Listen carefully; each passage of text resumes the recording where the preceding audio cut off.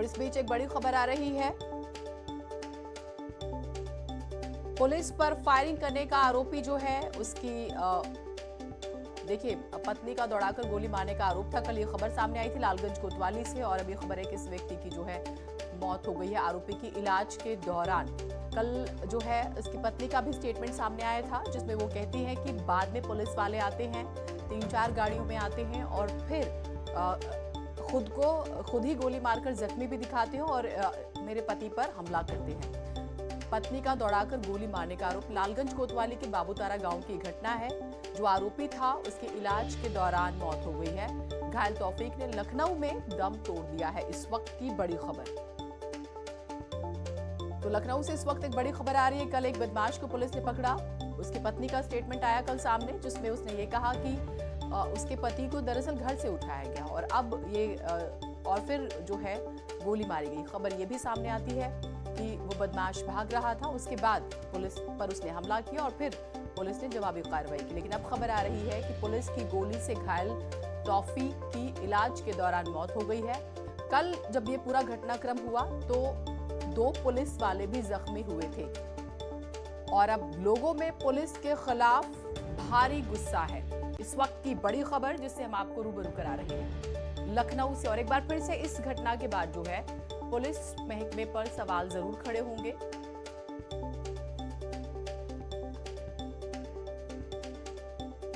तो आरोपी की इलाज के दौरान मौत हो गई है। अब गांव में तनाव का माहौल है। इस बात को लेकर नाराजगी है क्योंकि पत्नी का जो स्टेटमेंट आया था उसमें वो ये कहती है कि मेरे पति का कोई कसूर नहीं, पुलिस वाले आए थे और उसके बाद उन्होंने ही खुद को पहले गोली मारी, अपने आप को जख्मी किया और फिर मेरे पति को लेकर गए। तो ये उनकी पत्नी का स्टेटमेंट सामने आया और अब क्योंकि घायल तौफीक की मौत हो गई है तो गांव में आसपास की जगहों पर तनाव है, लोगों में नाराजगी है पुलिस वालों के खिलाफ। इस वक्त की बड़ी खबर, तो प्रतापगढ़ में पुलिस की गोली से घायल आरोपी तौफीक की इलाज के दौरान मौत हो गई। एटीएम में चोरी के आरोपी तौफीक की लखनऊ के निजी अस्पताल में मौत हो गई है। ये पुलिस की तरफ से कहा गया कि दरअसल वो गश्त पर थी और ये चोरी कर रहा था और फिर पुलिस को देखकर इसने फायर किया। 2 पुलिसकर्मी जख्मी हुए और अब ये बात सामने आई कि उस व्यक्ति की अब मौत हो गई। पुलिस ने जो है कल पुलिस की गोली से जख्मी हुआ था। अब तनाव को देखते हुए कई थानों की पुलिस फोर्स जो है गांव में तैनात की गई है। शनिवार रात को तौफीक के घर प्रतापगढ़ पुलिस की स्क्वाड टीम गिरफ्तारी के लिए दबिश देने गई थी। हमारे आदमी को मतलब दौड़ाए थे, गोली वोली मार दिए थे, कुएं में मतलब गिर गए थे। रात की समय थी, जान नहीं पाए, मार दिए। उसके बाद उनको मारा जान के वहाँ कुएं में छोड़ के चले गए। एक लोग को साथ में लेके गए। उसके बाद करीबन आधा 1 घंटा बाद फिर वो वापस आए। जो पकड़े थे उसको भी लेके आए। उसके बाद अब खुद को गोली मारे।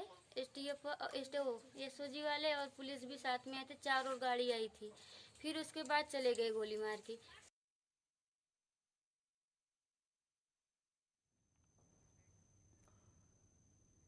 देर रात वाराणसी के थाना चितईपुर इलाके में 2 मछली कारोबारी महिलाओं पर बाइक सवार बदमाशों ने जानलेवा हमला कर दिया। मौके पर पहुंची पुलिस ने दोनों महिलाओं को ट्रॉमा सेंटर में भर्ती कराया जहां उनकी हालत स्थिर बनी हुई है। गोली मारने का आरोप स्थानीय युवकों पर है। शुरुआती जांच में मामला आपसी विवाद का लग रहा है।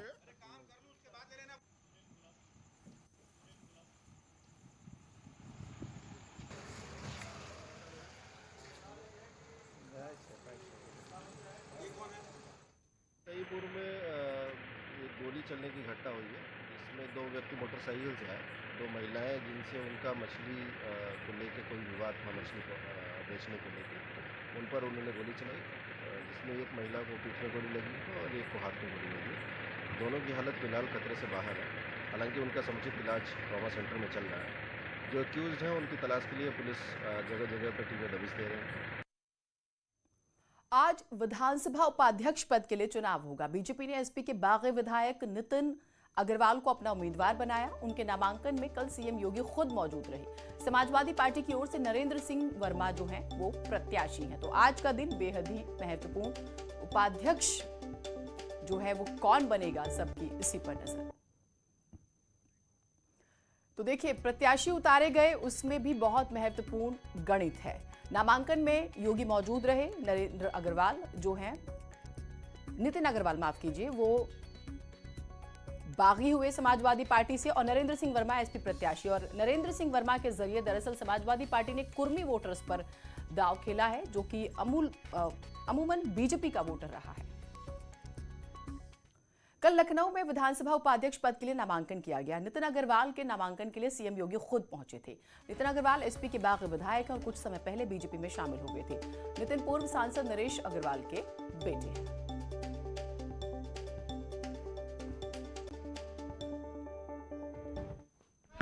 चौधरी जी कह रहे हैं कि संसदीय परंपराओं का निर्वहन नहीं किया है भारतीय जनता पार्टी ने, और ये उपाध्यक्ष का पद सबसे बड़े विपक्षी दल के लिए आरक्षित होता है। देखिए, भारतीय जनता पार्टी पूरी संसदीय परंपराओं का पालन कर रहा है, और सबसे बड़े जो विपक्षी दल होता है उसी के लिए वह रिजर्व किया गया था। जब अब कैंडिडेट नहीं दे पाया, एक कैंडिडेट आए हैं जो सबसे बड़े विपक्षी दल से थे, तो उन्हीं को प्रत्याशी बनाया गया है। नितिन अग्रवाल को कैंडिडेट बनाया गया है और वह उनके कैंडिडेट के रूप में यहाँ पर आए हैं। उनका समर्थन करने के लिए हम लोग आए हैं, भाई संसदीय परंपराओं का सम्मान करने के लिए आए हैं।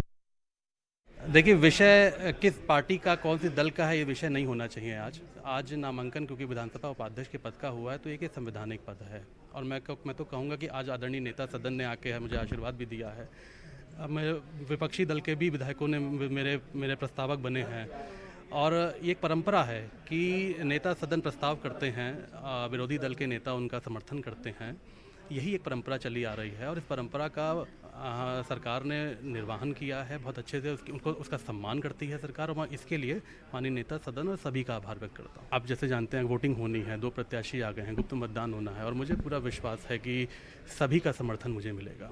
अंतरात्मा की आवाज़ में तो उत्तर प्रदेश की जनता ने 2017 में वोट दिया था, और उसका माकूल जवाब समाजवादी पार्टी को मिल गया था, और कल भी अंतरात्मा की आवाज़ पर विधायक वोट देंगे, उसका भी जवाब समाजवादी पार्टी को कल मिल जाएगा।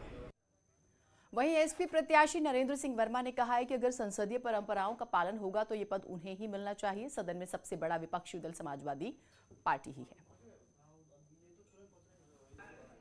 विधानसभा का कार्यकाल पूर्ण होने वाला है। अच्छा होता कि विधानसभा गठित होने के साथ साथ ही उपाध्यक्ष के पद का निर्वाचन हो जाता तो अच्छा होता।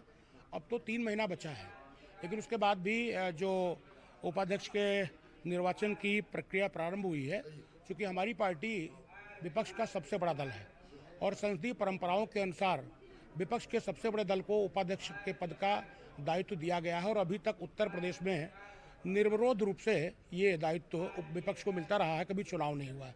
हमें उम्मीद है कि संसदीय परंपराओं को ध्यान में रखते हुए सत्ता पक्ष के लोग जो पुरानी परंपराएं चल रही हैं उस पर चलेंगे और संसदीय परंपरा को कायम रखेंगे।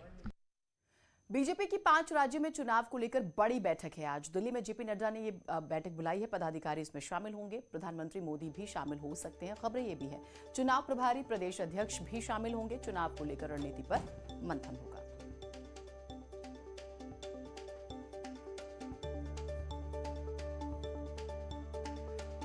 तो बीजेपी चुनावी मोड में आ चुकी है। 5 राज्यों में चुनाव है, आप जानते हैं, उसको लेकर बेहद ही महत्वपूर्ण बैठक। तमाम वो बड़े चेहरे जो जिम्मेदारी संभालेंगे, खासतौर से पदाधिकारियों की बात करें तो उनकी बैठक है, और खबरें हैं कि प्रधानमंत्री भी इसमें शामिल हो सकते हैं। वैसे राष्ट्रीय अध्यक्ष जेपी नड्डा जरूर इसमें शामिल होंगे। चुनाव को लेकर, चुनाव की स्ट्रैटेजी को लेकर हो सकता है इसमें मंथन हो, ये शुरुआती जानकारी आ रही है।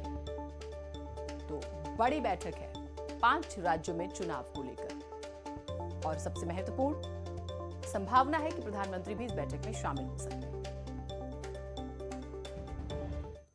रामलीला को अश्लील और फूहड़ संवाद के साथ कॉमेडी नाटक की तरह पेश करने के मामले में आयोजकों ने माफी मांगी है। वायरल वीडियो पर एम्स छात्र संघ ने माफी मांगते हुए कहा, इसका मकसद किसी की भावनाओं को ठेस पहुंचाना नहीं था। उन्होंने कहा कि हम सुनिश्चित करेंगे कि भविष्य में ऐसी गलती ना हो। दरअसल दिल्ली के एम्स के कैंपस में कुछ लोग मस्खरे अंदाज में रामायण के पात्रों का किरदार निभाते देखे जा रहे हैं। साथ ही फूहड़ और अश्लील संवादों का भी इस्तेमाल कर रहे हैं। और जब ये मामला सामने आया तो कल दिन भर सोशल मीडिया पर एम्स का जो छात्र संघ है माफी मांगे, ये ट्रेंड करता रहा और उन्होंने माफी मांगी। देश के प्रतिष्ठित चिकित्सा संस्थान एम्स के प्रांगण में जिस प्रकार भगवान श्री राम, भैया लक्ष्मण और माँ जानकी का अपमान किया गया, सरेआम जिस तरह से उनकी मौकरी मजाक उड़ाया गया, ये बेहद गंभीर अपराध है। रविवार को अयोध्या में न्यूज 18 का सबसे बड़ा सियासी मंच एजेंडा अयोध्या सजा, जिसमें सियासत से लेकर साधु संतों तक ने अयोध्या को लेकर अपनी राय रखी। डिप्टी सीएम केशव प्रसाद मौर्य ने कहा कि विपक्ष अगले 25 साल तक सत्ता का सपना ना देखे।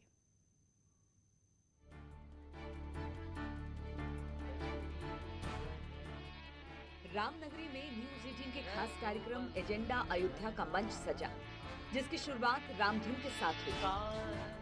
लगे कुटिया भी दुल्हन सी, लगे कुटिया भी दुल्हन से, मेरे प्रभु राम आए हैं, सजा दो घर को गुलशन सा, मेरे प्रभु राम आए हैं।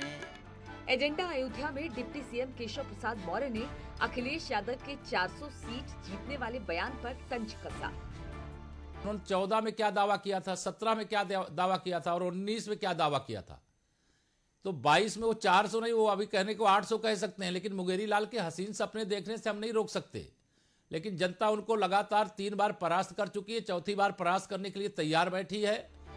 डिप्टी सीएम ने कहा कि विपक्ष 25 साल तक सत्ता का सपना ना देखे और समाजवादी पार्टी तो सारे विरोधियों को एक साथ ले ले, तब भी अभी 25 साल तक सत्ता के इर्द गिर्द दिखाई नहीं देगी। वो 2017 का चुनाव जो परिणाम था उसको अगर 22 में दोहराएंगे तो यह उनके लिए बड़ी बात होगी। सियासी दिग्गजों के साथ एजेंडा अयोध्या में साधु संत भी शामिल हुए। हनुमानगढ़ी के महंत राजू दास ने कहा कि अब तक भगवान राम के अस्तित्व पर सवाल उठाने वाले भी सियासी फायदे के लिए अयोध्या के चक्कर लगा रहे हैं। आज अयोध्या आते हैं, हनुमानगढ़ी और राम जन्मभूमि दर्शन करने जाते हैं। मैं छोड़ देता हूं, नहीं तो उनको जूता लेकर लोग बांटते। इसके नाते प्रत्यक्ष गवाही है, प्रमाण देख लिए। डेनमार्क में कार्टून बनता है, पूरा दुनिया जल जाती है, लेकिन यहाँ पर राम को अस्तित्व को नकारा जाता है, राम को गाली दिया जाता है, साधुओं को भगवा आतंकवादी कहा जाता है, निहत्थे राम भक्तों के ऊपर गोली चलाई जाती है। फिर भी वो आते हैं, उनका सम्मान करते, स्वागत करते। अयोध्या के साधु संत उनको गले लगाते हैं, रामनामा पहराते हैं, आशीर्वाद देते हैं। रामलला के मुख्य पुजारी सत्येंद्र दास ने कहा कि सियासत के चलते 28 साल तक रामलला टेंट में रहे।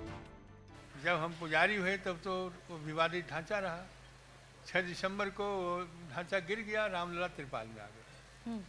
त्रिपाल में तमाम समस्या रही और उसमें विशेषकर जो आदेश होते थे कोर्ट से होते थे, और जब तक कोर्ट का आदेश नहीं हुआ, ये त्रिपाल फट गया है तो उसके लिए कोर्ट से आदेश होता था, तभी त्रिपाल बदला जाता था। नहीं।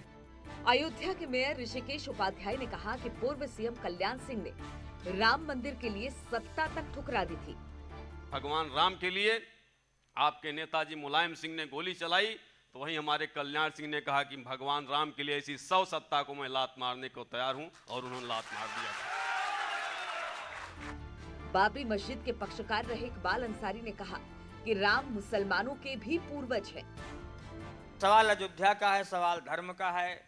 धर्म किसी का जो है बुरा नहीं होता, धर्म सम्मान ही जो है सिखाता है। धर्म जो है भगवान राम सबके हैं, चाहे वो हिंदू हो चाहे मुसलमान हो।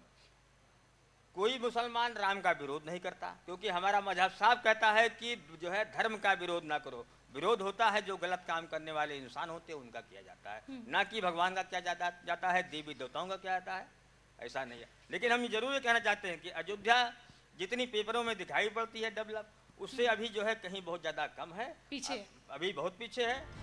एजेंडा अयोध्या के मंच पर सियासत से लेकर विकास तक हर मुद्दे पर चर्चा हुई। Bureau report, news 18। एक छोटा सा ब्रेक ले रहे हैं, कहीं मत जाइएगा।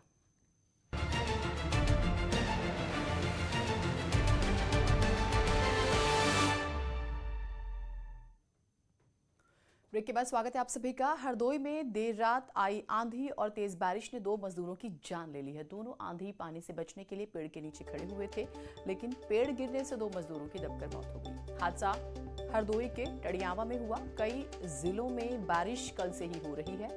मौसम विभाग ने 48 घंटों का अलर्ट जारी किया हुआ है। एआईएमआईएम चीफ असदुद्दीन ओवैसी ने गाजियाबाद में जनसभा के दौरान बीजेपी पर हमला बोला। यहां एक बार फिर से ओवैसी ने मुस्लिम वोट बैंक के ध्रुवीकरण की कोशिश की। ओवैसी ने कहा कि यूपी में बीजेपी की जीत की बड़ी वजह थी मुस्लिम वोट का बंट जाना। अगर मुसलमान एकजुट होकर वोट करेंगे तो बीजेपी किसी कीमत पर सरकार नहीं बना सकती। पार्लियामेंट इलेक्शन में बीजेपी को वोट दिया आपने पार्लियामेंट इलेक्शन में मोदी को वोट दिया, क्या योगी को वोट दिया? फिर कैसे बीजेपी कामयाब हुई बताइए।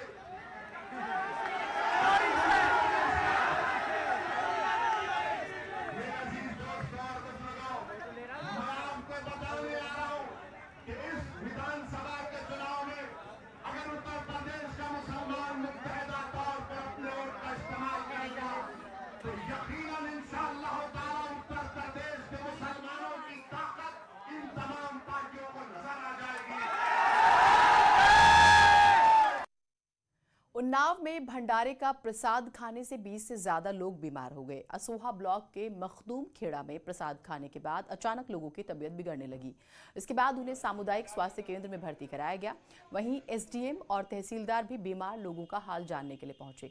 सभी की हालत खतरे से बाहर बताई जा रही है। जिन्होंने बताया कि उन्होंने भंडारे में पंजाबी जिन लोगों ने दिया है उन लोगों की दिक्कतें आ रही हैं। संभवतः ये नुकसान किया है। क्या फूड पॉइजनिंग कहा जा सकता है इसको? संभवतः फूड पॉइजनिंग तरफ ही जा रहा है। एक छोटे से ब्रेक के लिए रुक रहे हैं, कहीं मत जाइएगा।